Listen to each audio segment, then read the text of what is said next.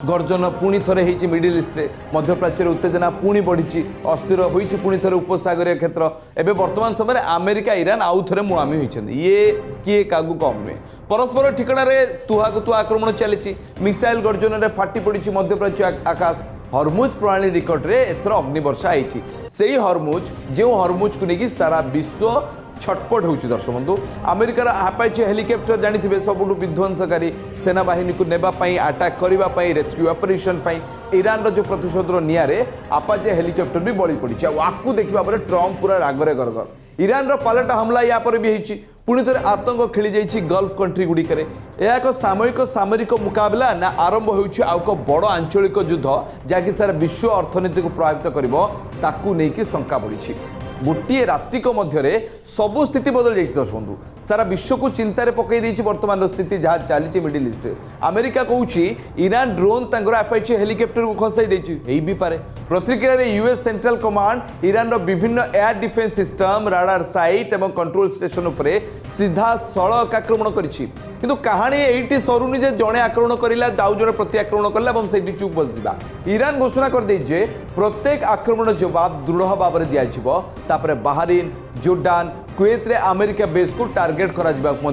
Iran दाबी करुछि युद्ध कहीं आउ थे तेजिला जानी ना दर्शक बंधु हरमुज प्रणाली पाखे अमेरिकार एक अपाचे हेलिकप्टर पैंतरा मारुला स्थिति को नजर रखुला हरमुज उपर बारी आगे ट्रम्पर तेज एभली स्थिति भितर कहुच्छी ईरान एक ड्रोन अपाचे को खसाई देछि अमेरिका तार बदला भी नेला तार कौन भी जेहेतु कि दुई जन पायलट रेस्क्यू हो गले किंतु अपाचे हेलिकप्टर नष्ट होला ईरान एयर डिफेन्स सिस्टम और राडार उपर आक्रमण बोली कहुच्छी राष्ट्रपति डोनाल्ड ट्रम्प या शक्तिशाली जवाब बोली कहवा बेले ईरान यार खोला धमक भी देछि और चेतावनी को स्वीकार करछि आम अंचल छाड़ी पलाओ बोली ईरान कहवा सहित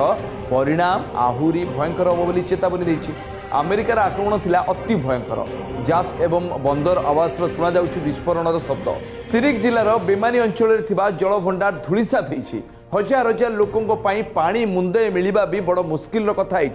कि प्रश्न उठुछि अमेरिका जो प्रोपोर्शनल रेस्पॉन्स अनुपातिक जवाब दाबी करे ताहा कौन बृहत्तर युद्धर मूलदुआ नुह कि वर्ल्ड वॉर 3 आड़क विश्वयुद्ध तृतीय आड़क आम जाऊने कि ये लंबा युद्ध एमती चल चल जदि गला हरमुजर पहरा देउथबा अत्याधुनिक अपाचे हेलिकप्टर जदि खसी पड़ा पर अमेरिकी अधिकारी मैंने कही ईरान ड्रोन हेलिकप्टर उपर माड़ होता तेज 2 पायलट सुरक्षित उद्धार कर घटनाटी वाशिंगटन डीसी सम्मान एक बड़ प्रश्न उठी ईरान सामरिक दृष्टि अत्यंत संवेदनशील स्थानगुड़िक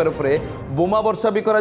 अमेरिका विस्फोरण में कंपी बंदर आवास और हरमुज अंचल जहाँफल आहरी टी उत्तेजना बढ़िबार लगी अमेरिकार आक्रमण पर तेहरान आसीथिबा कठोर वार्ता भी एक बड़ संदेश देछि विदेश मंत्री आबास आर्गाची कहते आमर दृढ़ता को परीक्षा करा जाइछि कौन आक्रमणर उत्तर बिना रहिबो नाही अर्थात प्रत्येक आक्रमणर प्रति आक्रमण दिज्व यापर चरम सीमार पहुंची जाइछि उत्तेजना ईरान चुप हो बसी नथिला यार जवाब भी देइथिला इस्लामिक रिवोल्यूशनरी गार्ड जो मैंने आईआरजीसी क्रॉप रही से बाहर ने अमेरिकार पंचम नौसेना बेस और जोर्डान ने अमेरिका घाटी उपरे ड्रोन और क्षेपणास्त्र माड़ कर ये जेबे जेबे युद्ध हम मिडिल ईस्ट अधिका परिमाण सफर हम अधिका परिमाण क्षयक्षति एति हम कुवेत भी होती कुवेत भी सायरन बाजुची लोके बंकर आड़ को दौड़ुं जहाँकि गणमाध्यम खबर परिवेशन होती फेब्रुआरी 28 पर जो स्थिति थी से स्थिति को आउ थे फेरला भली लगुच गोटे पटे शांति आलोचना चली अंपटे क्षेपणास्त्र वर्षा होती बुझीपे किए कौन चाहूँगी किए क्या जिद रही अटल राष्ट्रपति ट्रम्प कहते जे आक्रमण शांति आलोचना को बाधा देव ना किंतु अंतर्जातीय सामरिक विशेषज्ञ मत यह एक जटिल परिस्थिति दर्शाऊ राति भितर कौन हे आसंता काल सकाळ क्यों परिस्थिति आसब ताहा कहवा बड़ मुस्किल अमेरिकार सामरिक सामर्थ्य बनाम ईरान जिद भितर लोके फसुंट हरमुज प्रणाली एवं विश्वर सबुठार विपज्जन स्थान ही पलटि सेठू गोटे छोटिया जहाज से जीवा भी असंभव पलटि ईरान निजर जो सेफ गार्ड गुप्त जलपथ रही से बाहर करोपरी परिमाण खोला भाव में जहाज कर एबी भी अमेरिका निज ब्लॉकेड रखी तलपटे ईरान निजर ब्लॉकेड रखी आ मझीर स्थिति कौन हो भी मालूम ना तो यह परिस्थिति भितर युद्ध अधिका जीव क्रूड ऑयल बा असहयोग तैल दर आहरी बढ़